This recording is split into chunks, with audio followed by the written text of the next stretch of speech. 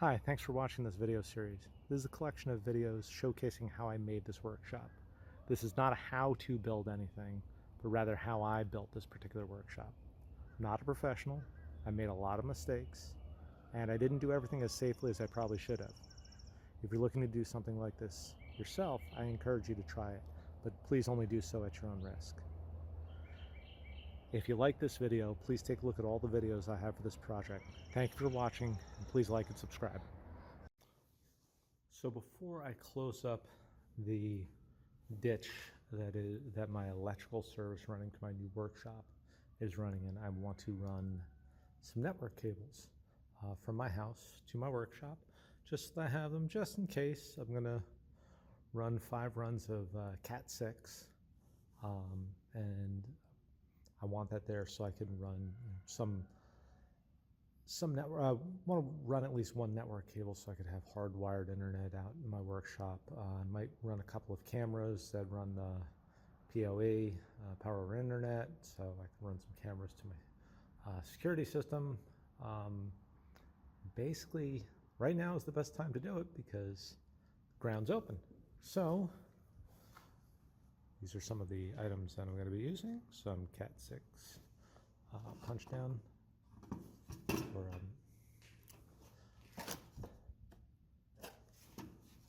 some Cat6 patch panels. These are 8-port ones. I've got a punch down tool,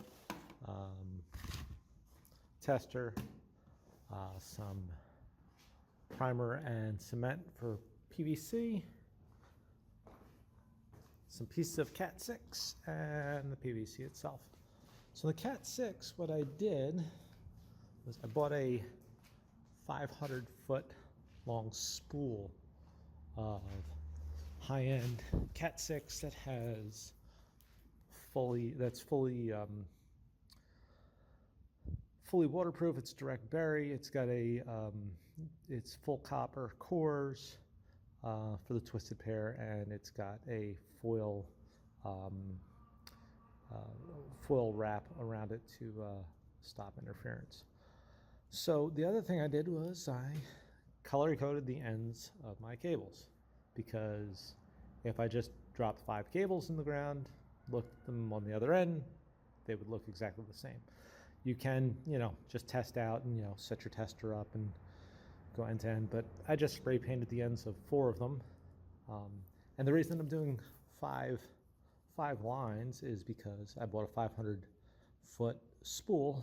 My run is about 80 some odd feet, so give a little bit extra at each end for service loop, and I might go a little bit further inside of the house. I might not put it right where it goes inside, and that's about 100 feet, a little bit less, but obviously, but about 100 feet would give me plenty of room on either end.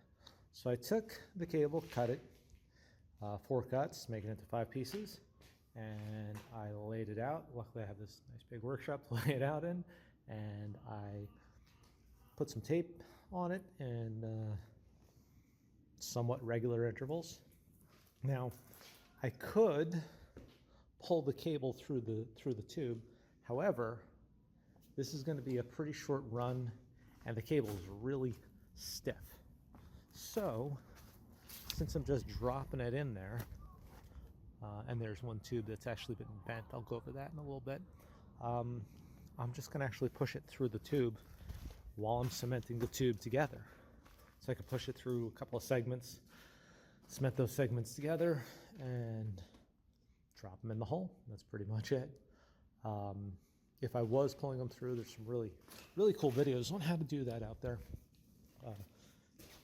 What I would do is I would run the tube. This is me personally. I don't know if this is the right way or not, but I'd run the tube in a way that the direction that I was pulling, where the ends couple into each other, right, is straight. So this is going to go inside of this.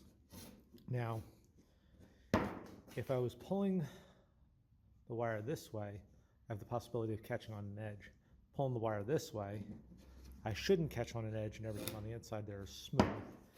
And at a juncture, I would be fully seated in from side to side.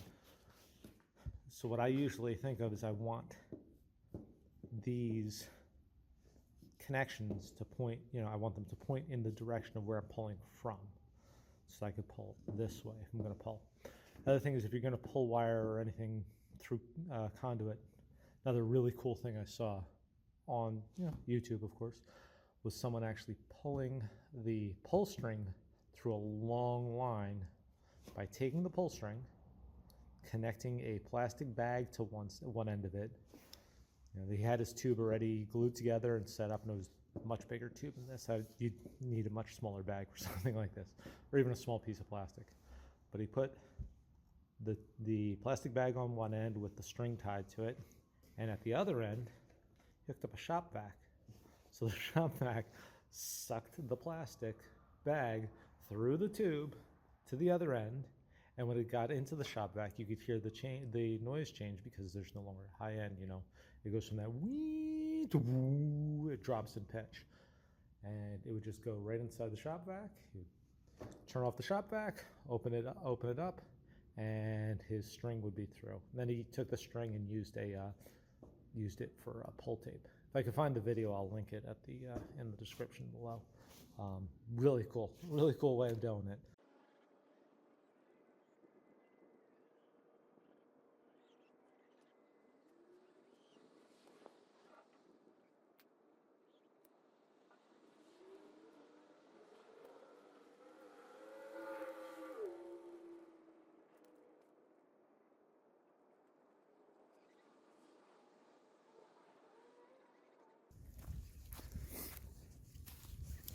Okay, so I had 5 cables going in.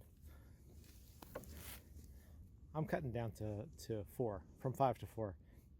It's just too hard to push 5 through, and I'm really worried about, catching them on the inside edges and causing issues. So I could go with a bigger tube, which I probably should have, but when you look at I think the power cable's in 1 1/4.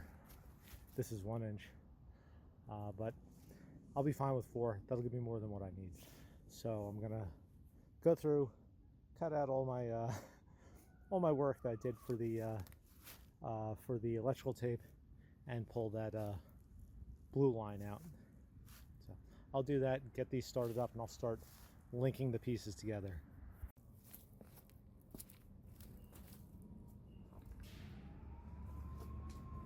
Okay, much like how this conduit's connected for electric, we're going to do the same for the Cat 5. And this is just this is a 1 inch box.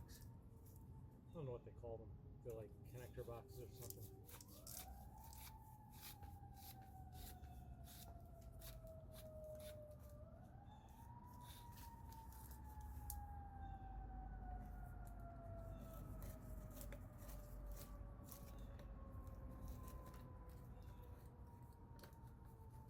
You know what? I don't think that this can't be the right way to do it. Yeah, that makes much more sense. Yeah, so let me get the bottom glued in, and I'll glue in the top, and I'll set everything up top.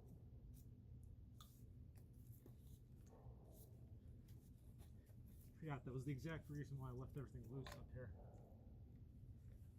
Just for that reason, so I could easily connect up top.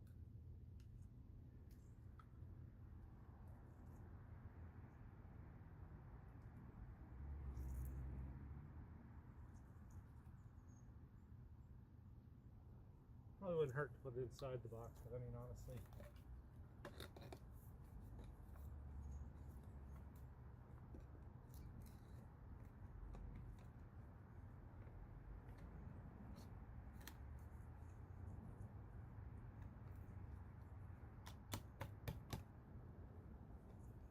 There we go.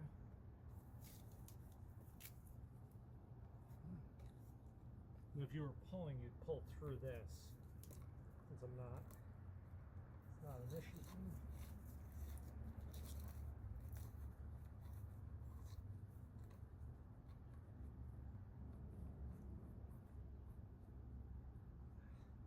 I'll go in and just pull that into place. Oh, and how about maybe connect this tube right here as well. Probably helpful. Yeah, I'll get this one too.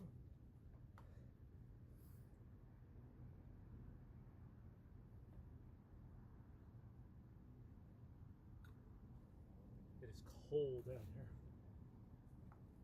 Not.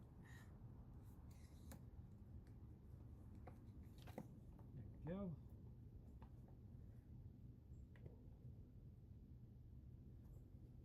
Once I find my Phillips head screwdriver, I can go and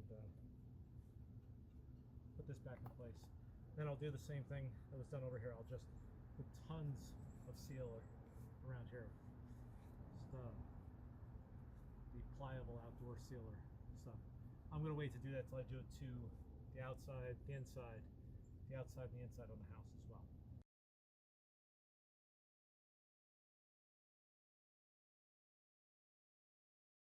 Okay, to connect everything from end to end, I've got two 8-port patch panels.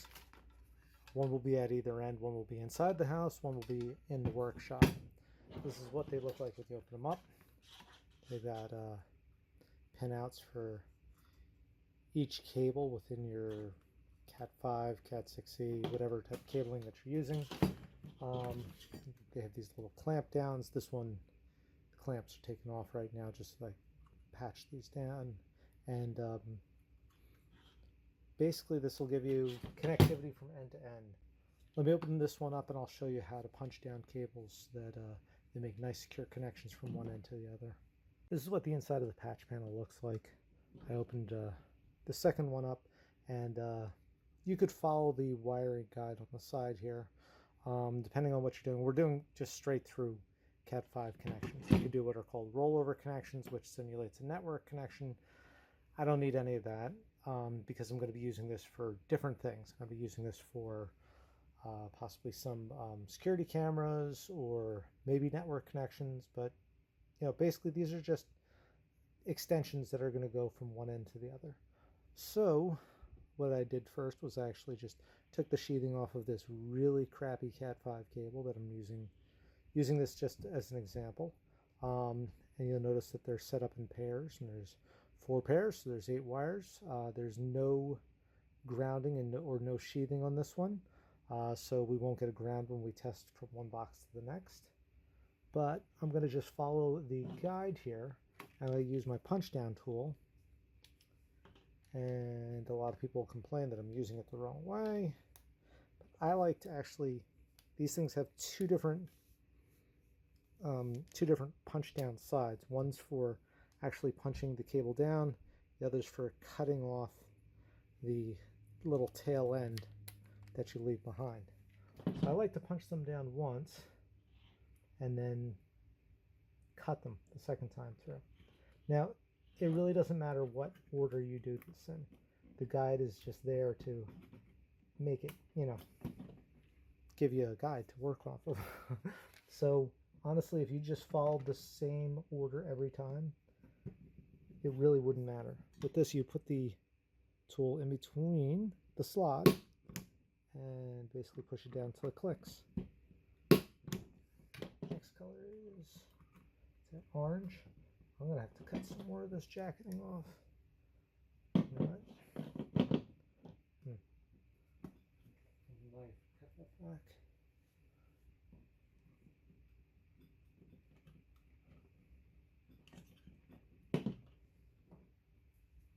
I was trying to do this without exposing too much wiring, but honestly, I don't think that's that big of a deal. What I'm going to do is just lay all my wires down and in each of their respective slots, and I'll just work my way up with the tool.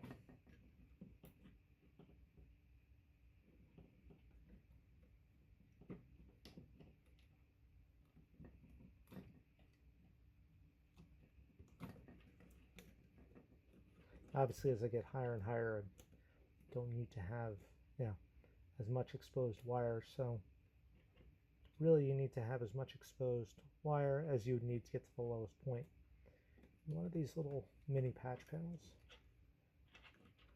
I know there's more efficient ways of doing this, and don't do network cabling on a regular basis, but it's just good to know.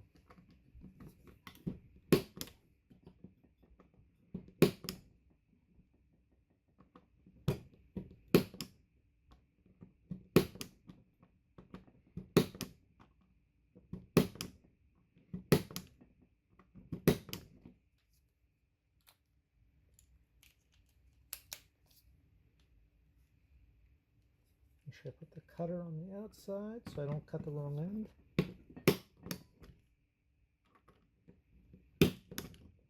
You might see these shooting off to the side. I don't know if it'll pick that up on camera. Some of them do come off pretty quickly and easily, but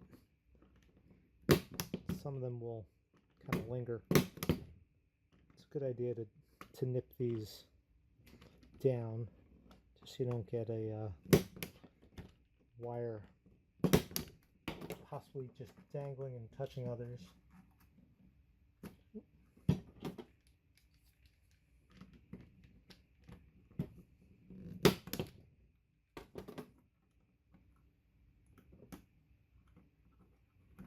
There it goes.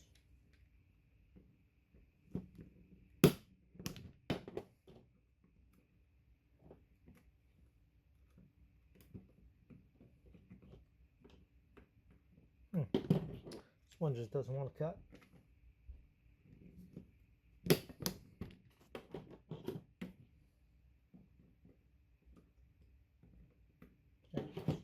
Okay. Now I need to test the connections.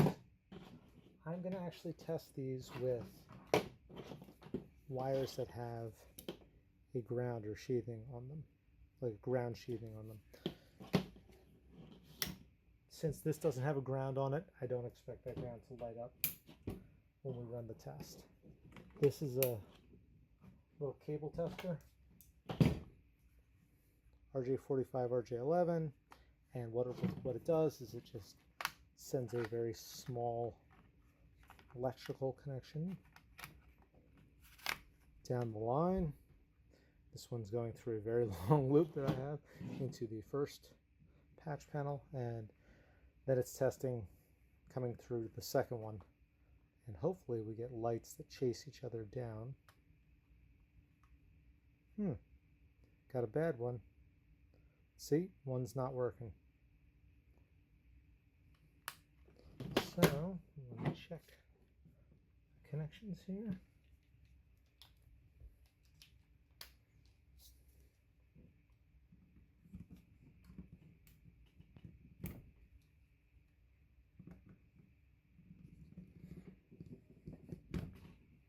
I don't know if they mean the first one at the top, but it's counting from the bottom. A little bit of a nudge. Still no good. Oh, just see which one. It's this one. It's the yellow one. The one that was giving me problems with the its connection. Let's see here. With the cutting off. Let's see. Ah, that's the one. Okay, and with that, I've got my scrap piece out. I will try not to lose all these parts. I will set up my punch down blocks at either end, and I'm going to basically just start figuring out which one's going to go on which, and start punching them down. Let's move on to that next. Okay, so it's time to set my cables up and pin them down in the actual punch down blocks. So I've got an idea of how I want to do this. I want to do red, yellow, then blue, then the blank one. So I wanted to show you what these particular cables look like inside. So unlike the other cable that I showed you, this one has a sheathing on that will ground out these, because when we actually pinch down the cable, this little bridge will actually act as a ground out for it. This sheathing allows you to get less interference on the cables. I'm not going to say that I know a lot about networking cables, but I know that you can get a lot less interference when you have it sheathed. And there's also, someone can correct me, but when you have the wires twisted, the twisted pairs actually have, oops, gotta be a little more careful. They have some protection as well. So this is the outer jacket. All right, this is the little foil sheathing. There actually is a little pull string in here somewhere. There it is. A little pull string. So that's the outer sheathing, and then inside that, cloth sheathing, then plastic sheathing. Inside that plastic sheathing, you have your 4 sets of twisted pairs, so your 8 cables, and then a plastic core, which kind of stiffens the whole cable up, makes it stronger. Each of your pairs will be just like the other cable. You'll have blue and white with a blue stripe, orange, white with an orange stripe, and so on and so forth. Make sure that comes up there. Probably not going to be able to see this on the camera, but there's something about twisting these that does something to help protect them a little bit more. I don't know what it is. If you know what it is, feel free to comment, but I probably should know, but I don't. Okay, so what I'm going to do is I'm going to try to take covering off without disrupting that foil. There's tools that you could use for this. This is a wire stripper, and you can do it with a knife as well, but I don't know. There are definitely easier ways to do this than this. I don't do this very often, so I don't really have any specialty tools except for the cable testers I showed you before. See if we can do this without disrupting too much of the shielding. So I do want to I do want to take that shielding and actually, strap some of that down and actually make the cable connection. I might have gone a little too far. That's all right. These cables, I've got a lot of extra room with. So it's going to go kind of going backwards just because of the way that the cables come in. They come in and down and then go off. So, so that I'm not working over top of myself and going right to left with this particular setup.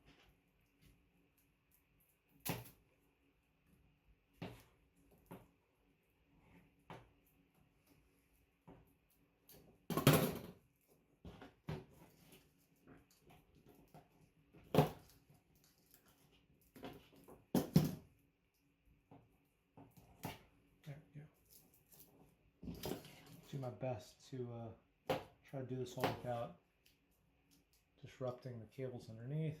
So just very lightly cutting away at this. Oh, here's the actual pull cable. Looks like it's 2-part. It's the metal strip to carry the ground in. Okay, and the white,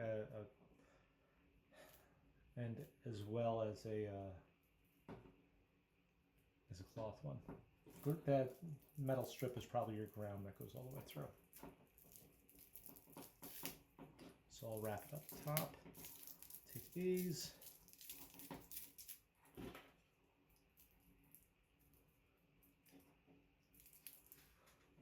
Trying to take any of my fingers off.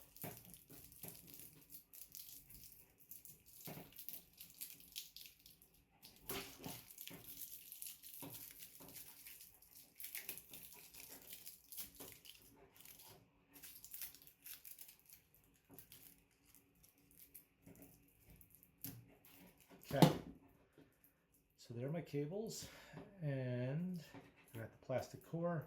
This plastic core is really going to get in the way if I don't cut it out of the way, so pop that out.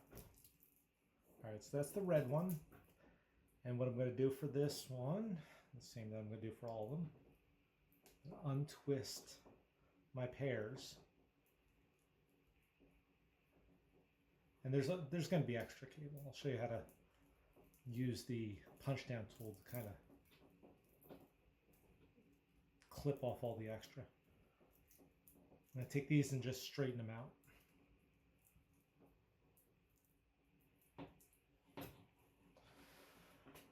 Okay, so I've got a cable that is stripped down. It is got the cables untwisted and pretty much straight. I used my fingernail just to try to straighten them out a little bit. Take this little thing there off. I've got the grounding cable kind of wound up at the top, so I could use that when I strap this cable down. I'm going to do the same thing for the other 3 cables, and then I'll bring you back when I'm ready to start pinching them down and then start setting them up to connect the cables. This is going to be very difficult to videotape, but I'm going to line up each of the colors that each of the wires that I want in order, and just screw them down for now. What I did was as you saw, I gave myself plenty of room with wires, or plenty of lead with the wires, let's say. And what this will do is this will hold them in place. This is where giving yourself enough slack in your wires is very, very helpful. Let's see, is it red, yellow, going backwards. 4 was red, 3 was yellow, 2 was blue, gray, whatever you want to call it, and 1 was the plain one. Let's strip that. Okay. 1, 2. So we have the gray stripe on it. And this one was the plain one. The wires that I have in the workshop coming out of the wall are a bit on the short side. I don't think they're going to show up in recording as well as these. These have plenty of slack on them, because my plan was always to try to put them a little bit further down in the next like kind of closet over from where they're going. Now if you take a look closely, you can see it shows, 2 spots for blue, 2 spots for orange, 2 spots for green, 2 spots for brown. It's actually white with a blue stripe, then solid blue, orange with white with an orange stripe, solid orange. I actually have kind of a habit of just doing solid stripe from the bottom up. It really doesn't matter as long as you're doing it the same on both sides. These are showing swaps if you're doing what's called a crossover cable, which I mentioned before.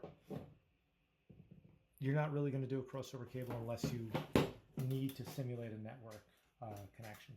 And to be honest with you, if you really need to simulate a network connection, you can do that with it. If you need to simulate a network connection, you can do that with a crossover cable, which you could use, with your connection out of this to whatever, device you're connecting to. So let's see how much extra there is coming out of the edge there.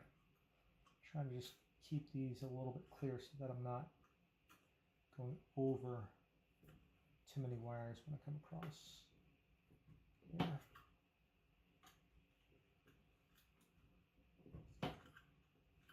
And brown.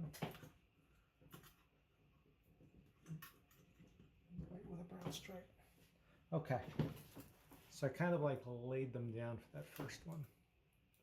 All right, I'm going to do the same for the rest, and then I'm going to come through with my punch down tool, and I'm going to punch down all the cables, and then I'm going to come through with the punch down tool, turn the bit around, and cut all the cables and make everything look nice and neat.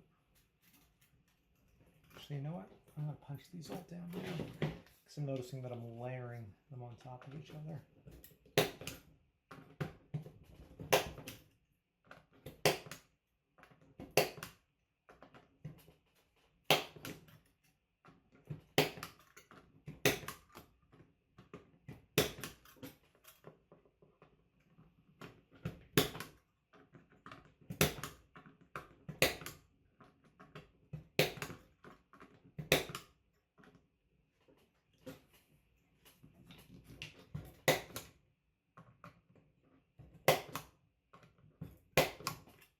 So that's how I'm putting it in.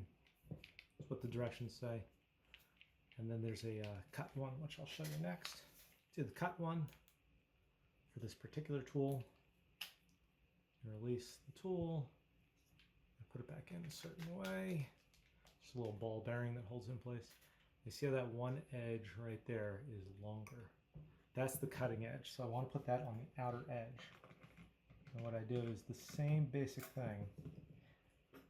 I kind of like to angle it out that way, just to make sure that I don't put any extra pressure on the inside edge. But I think, not 100% sure, but I think you could use just the cutting one to the cutting edge to both seat and cut these cables.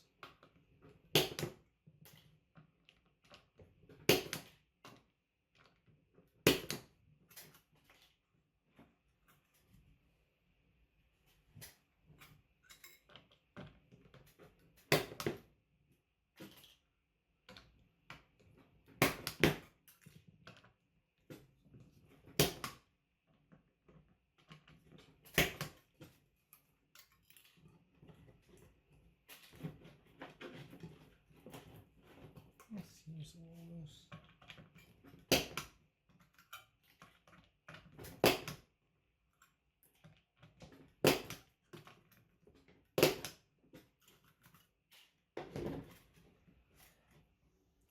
Okay, now it's time to test. So I've got my little testing cable tester and the remote end for it.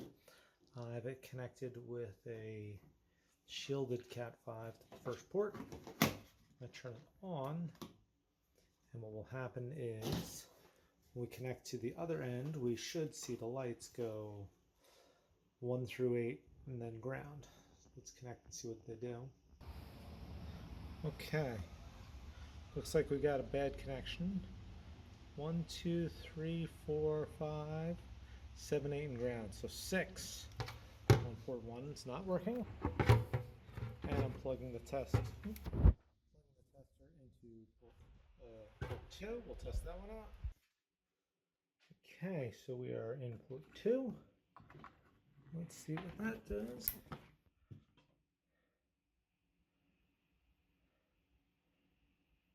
That looks good. 1, 2, 3, 4, 5, 6, and ground. You know what? While I'm here, let me just I'll move over to port 3. It's nice as you can just kind of hop back and forth. But while we're going back to check port 3, I'll re-punch down ones that we could test it at both ends soon. Okay, going from 2 to 3. 3 is doing well. 1, 2, 3, 4, 6, 7, 8, and ground. And then number 4. Let's check 4 on the other end. Okay, and number 4.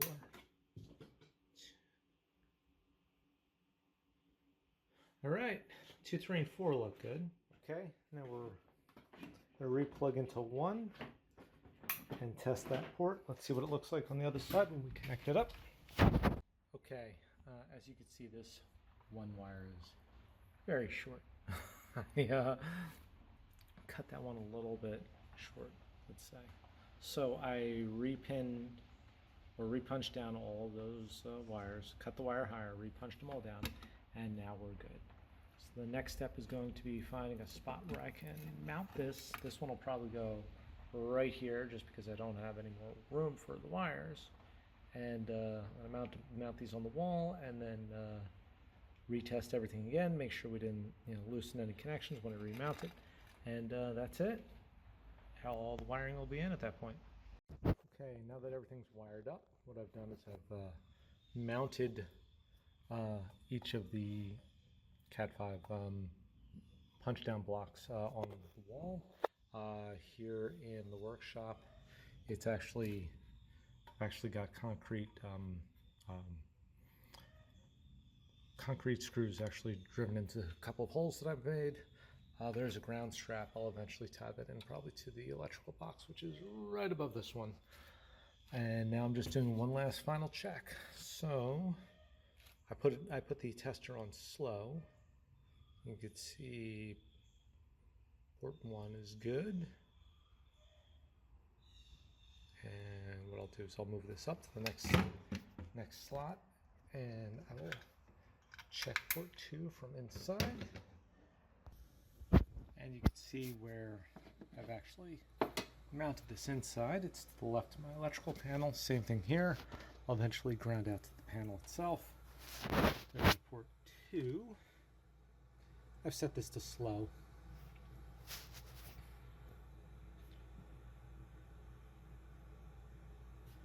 Can set it to fast or normal. You can see that it's working fine for port 2. Disconnect and I will try port 3. Okay, plugs into port 3.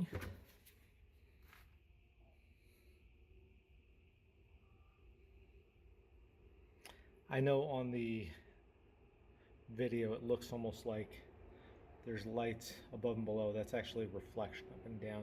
It just shows really well in the video, but that's just the LEDs kind of glowing into the spots above and below them. And the last one will be port 4. And we're back inside and port 4.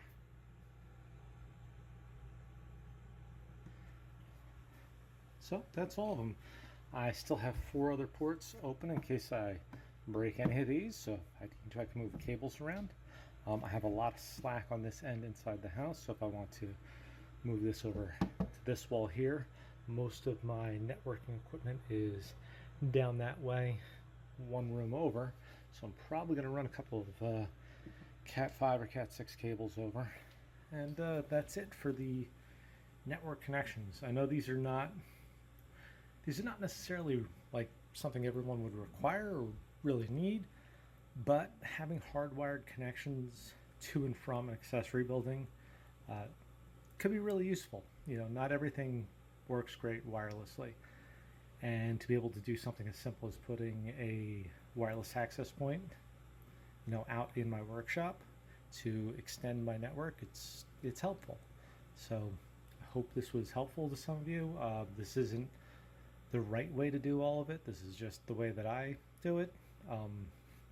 Like for example, one thing I did want to mention was I always mount boxes like this sideways, because if you mount them up, you've got your ports that are nice and open so dust could fall into them. If you mount them down, same thing, you get dust and debris will go into the side. If you mount them on their side, they're less likely to have issues. It's also a little bit easier on the cables rather than making the cables make a turn from one way or the other. This way they're kind of coming in from one side or the other. You might find it works differently for your own application. But hopefully this is helpful. Thank you very much for watching, and hope you watch all the other videos in this series and see all the fun work that I got to do putting this workshop together. Thanks again for watching.